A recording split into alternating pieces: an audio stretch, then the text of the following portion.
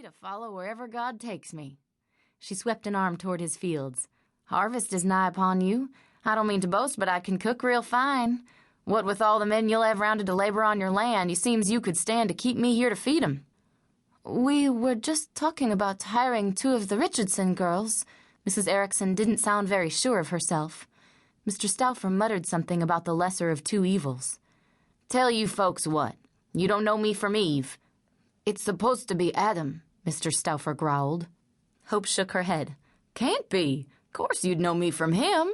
Eve was the gal. Anyway, I reckon you oughtn't hire me right off without having some proof that I can turn out a decent meal.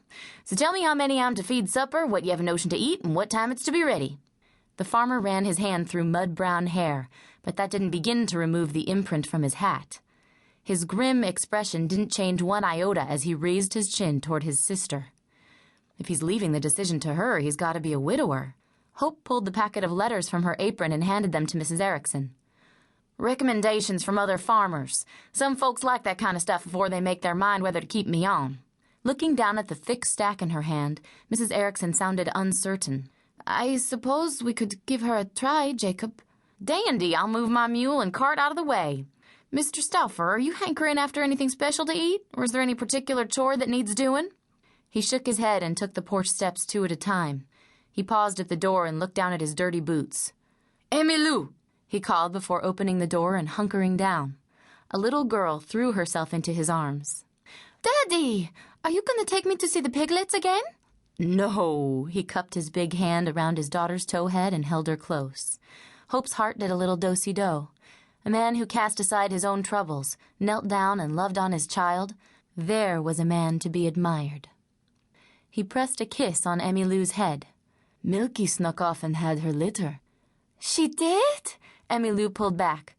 "I want to see them. How many?" "You be a good girl, and I'll show you where they are after supper." "How many, Daddy?"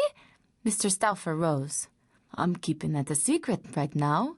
Since you're going to be a good girl, you'll be able to come out and count for yourself." "It's always nice to have something to look forward to." Hope smiled at the girl. She had her father's blue eyes, but instead of being cool, they shone with innocence. Hope winked at her. "So, is Milky a cat or a dog?" "A cat." Emilou yanked on the side of her father's jeans. "Daddy, does that lady know how to bake cookies?" "Sure do. You got a favorite kind?" Curls bobbed as the little girl nodded. "Big ones." A smile flitted across Mr. Stauffer's face, then disappeared.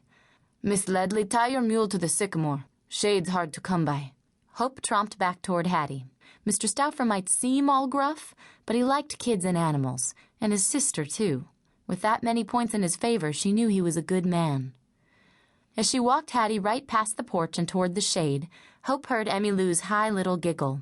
"Daddy, how come does that lady's mule wear a hat?" "Her name's Hattie, and by wearing one, she carries her shade long with her where'er she goes," Hope called back. With her mule unhitched and roped to the tree, Hope stopped by the water pump with her stockings, shoes, and a towel.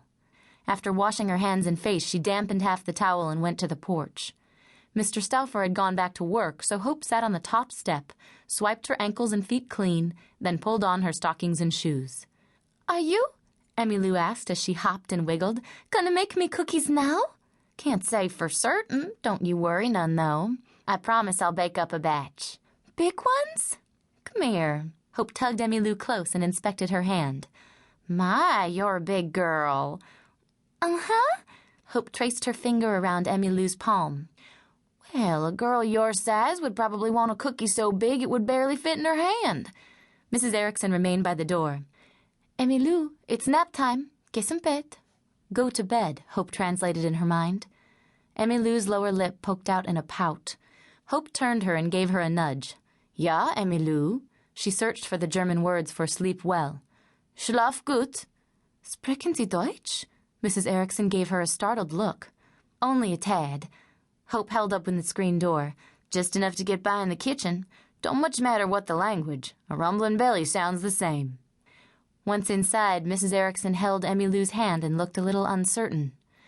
Hope inhaled deeply. You're baking bread. If you tell me how much longer it needs, I'll be happy to pull it out of the oven so you can take a nap yourself." Mrs. Erikson shook her head. "I need no nap."